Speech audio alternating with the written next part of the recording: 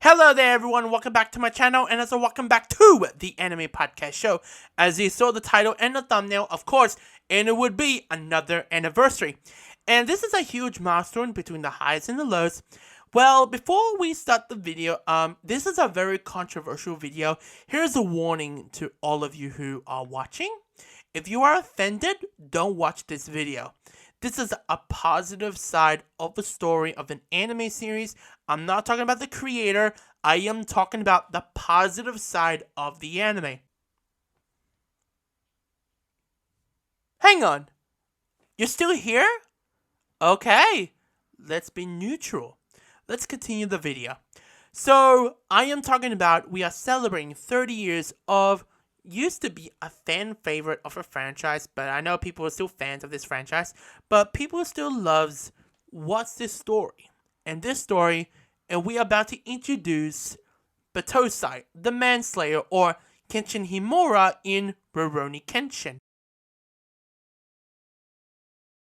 It's the year of 1992. Actually, in December 92, which is a prototype of Rurouni Kenshin, which was published in Weekly Shonen Jump Winter Special in 1993 as the pilot one-shot, featuring an early version of Kenshin stopping a crime lord from taking over the Kamina family dojo, which described as an echo of Megumi arc. The second one is published in April 93 in Weekly Shonen Jump, double issued in that year. Somehow, the manga was serialized in Shonen Jump magazine, published between April 1994 to September 1999. Coming to the anime, it's between the good and the bad. In the behind the scenes of making the anime, it's pretty tough, and they had a tough schedule. And there were some objective and took a lot of pressure on themselves. However, the production went through smoothly until they premiered in January 1996, before ending their run in September 1998. The first two seasons is very success due to the story. However, when the third season came out,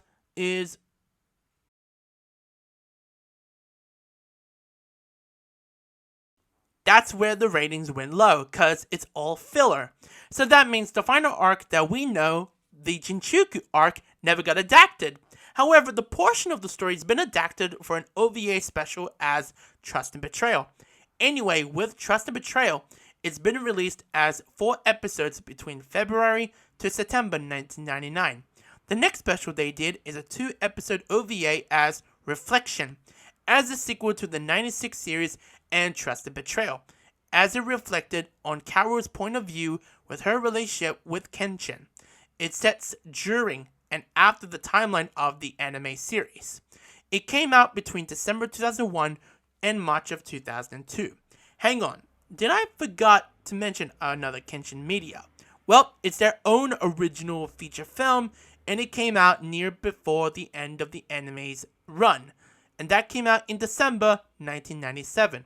Last thing before moving on about the dubs, currently right now is the reboot that came out in July of 2023, and be adapted the entire manga. Now, the most important thing in Kenshin is the English dub. It has a weird history, so let's talk about it. It first got dubbed by Sony Pictures Television International in 1999, under the title as Samurai X, and it came failed, which this dubbed aired outside of the US, in Animax. Next up is the ADV Films, acquired the rights for the OVAs and their feature film, still called Samurai X, in changing their casting from Austin, Texas. You know what? I like their dub for Trust and Betrayal, and they done it correctly, but no offense to them, they killed it. But with Reflection and their movie, I didn't like it. However, the last dub, before heading to the reboot, was the Media Blasters dub, dubbed by Bang Zoom Entertainment. But the cast was pretty much the same from the Sony dub, however, been cast as a different character except for Kenshin and Megumi's voice actors reprising their roles and for that Bang Zoom dubbed. And this is very crazy because they aired the Bang Zoom dub on Toonami between March to July of 2003 before it got moved to Cartoon Network's Saturday Video Entertainment System until they completed their run in October in the same year. Lastly, moving on to the Bang Zoom dub of the reboot of Rurouni Kenshin. I like this dub, but it's pretty different to the 96 series. But honesty here is I prefer watching this one. It's very much true to the story, and I like how they progress the story and progress the characters we all know and love. So, the English dub is premiered in October 2023, streamed on Crunchyroll. The dub cast is uncredited due to... I totally forgot one more thing to mention, and that is the Rurouni Kenshin live-action movies.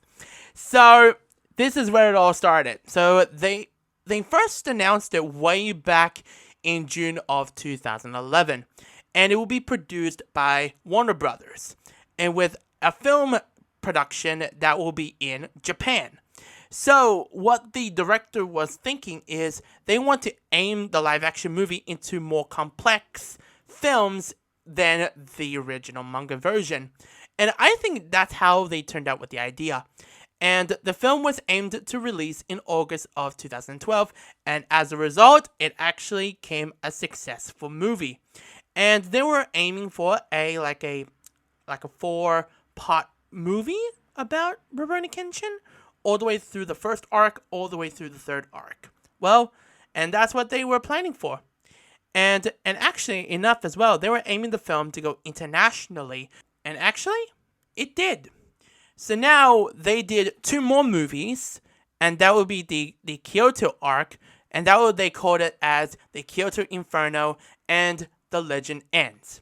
And it's such a great storyline how they adapted from the manga, but they didn't use any what they said in the anime. But I like how they changed it up a little bit, and seen as the most complex story into the most incredible storylines they ever done in a manga or anime, but in a live action form, they did it perfectly. And I like how they set up the story and setting up to see Shishio, and I'm going, wow, I never seen this guy became like a freaking badass villain throughout the entire 2 films. So that's where they took place. But now with their next movies, and that will be the final and the beginning. So originally, that the film was supposed to come out in, I don't know, I think it's supposed to come out in 2020 or supposed to be, or I don't remember, but so following the success on the Kyoto Inferno and The Legend Ends, that came out in August of 2014 and September in the same year. And with the next arc of the story, and that is the Jinchuku arc, they were in negotiations on the next, how they will set up the next film. So, and they were thinking is how they're going to push Kenshin's storyline into a big, more groundbreaking story. Because we know in the Jinchuku arc is the most story that people wants to see, like in anime or even a live action form.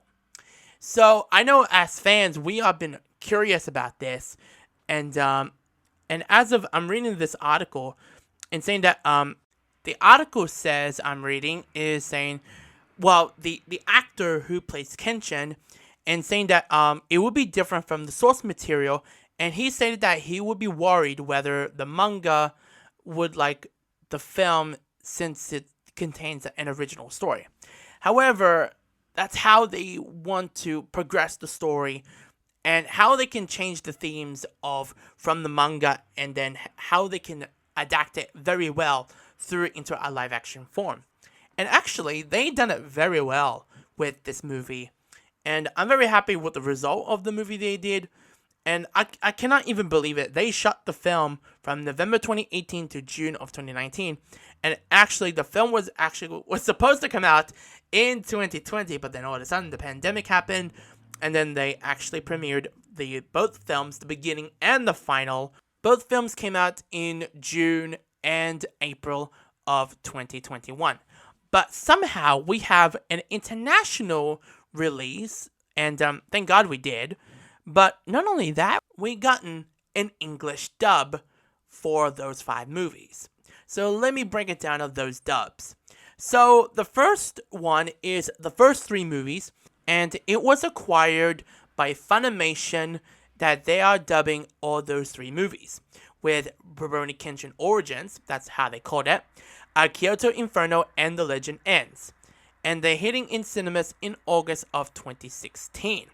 How crazy is that dubbing... But I wish they got the original voice actors from the anime, from Bang Zoom Entertainment, but they didn't bother to do it. But I'm glad it's these guys from Funimation. Anywho, with the final and the beginning, we got the same voice actors from the live-action movies, but some of them, well, I think, yeah, some of them did reprise their roles, and then some of them were recast, and basically, it's not Funimation who dubbing it, those final two films, it was Bang Zoom Entertainment, and those films were released on Netflix, and it was such an amazing experience to see these type of films seen in their platform, because at the time, we were still in the pandemic by that point. But for everyone except me, because in Australia at the time, we were ready to start to be in the lockdowns. So that's how it happened. And I think I got to see it around end of June or early July. I don't remember. Man, time flies, huh? Anyway, when I got to see those two films, the final and the beginning, I was blown away. And also with the English casting, incredible as always. Anyway, what's the legacy of Kenshin anyway? Well, the legacy of the franchise has combined of its inspirational protagonists, compelling storytelling, captivating action, cultural impact, and influence on the industry. It continues to cherish by fans worldwide, and serves as a testament to the enduring power of this series. So, that is it for the Kenshin anniversary. Happy 30s of the manga. Hope you all enjoy it. That is it for the Anime Podcast Show. Thanks so much for watching this episode. Make sure you like the video, leave a comment, subscribe to the channel, and hit that notification bell. Don't miss a single video every time I drop a new one. Take care of yourselves, stay safe, and peace.